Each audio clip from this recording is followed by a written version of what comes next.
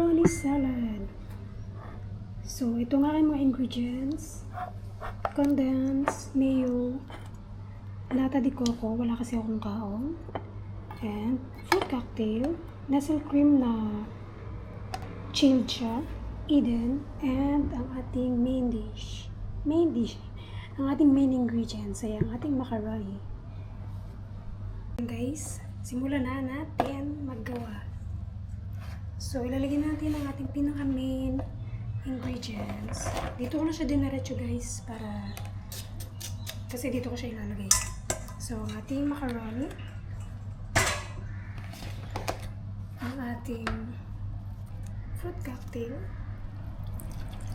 tinanggalan ko na siya ng sabaw guys.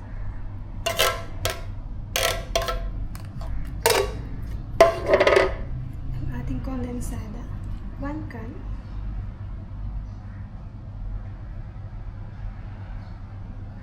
Ang ating nata de coco, puti lang siya guys. And then, ating Eden.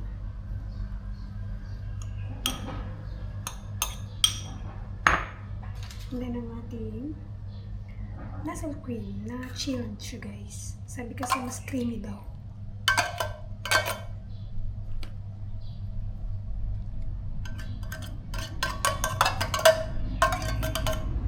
So, 2 can.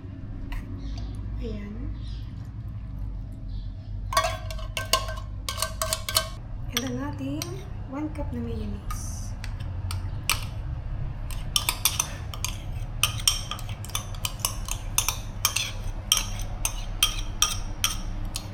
And then guys, para lang mabalanse yung lasa, ilalagay ako ng konting asin. Kunti lang. Pinch lang yan. And haluin na natin.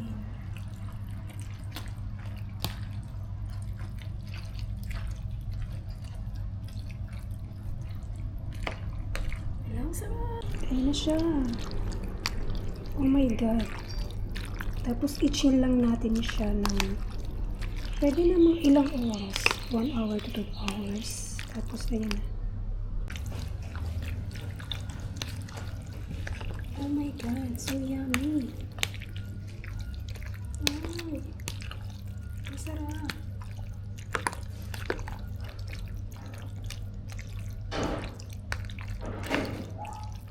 So, i-chill ko lang siya ng overnight para mas masarap guys.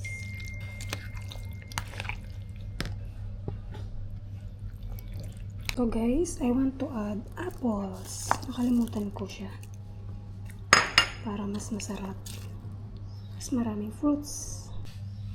Ayan. Mix ko lang siya. Tapos, pwede ko na siyang ilagay sa chiller. Sa chiller nyo ilalagay guys para mas malamig siya. Tsaka mas matagal yung shelf life niya. Pero normally ito ay lang naman dito. 2 to 3 days lang. Yan, mix ko lang kasi para mailagay yung mga apple sa ilalim.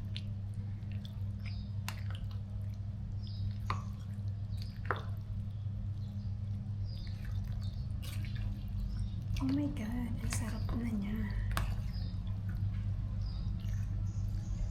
Tinitingnan ko pa lang, ang sarap na. Okay. Siyempre, kailangan may titikman natin, di ba?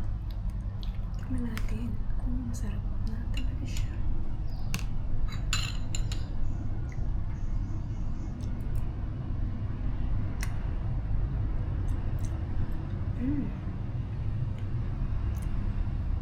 Masarap. Gawa na rin tayo guys.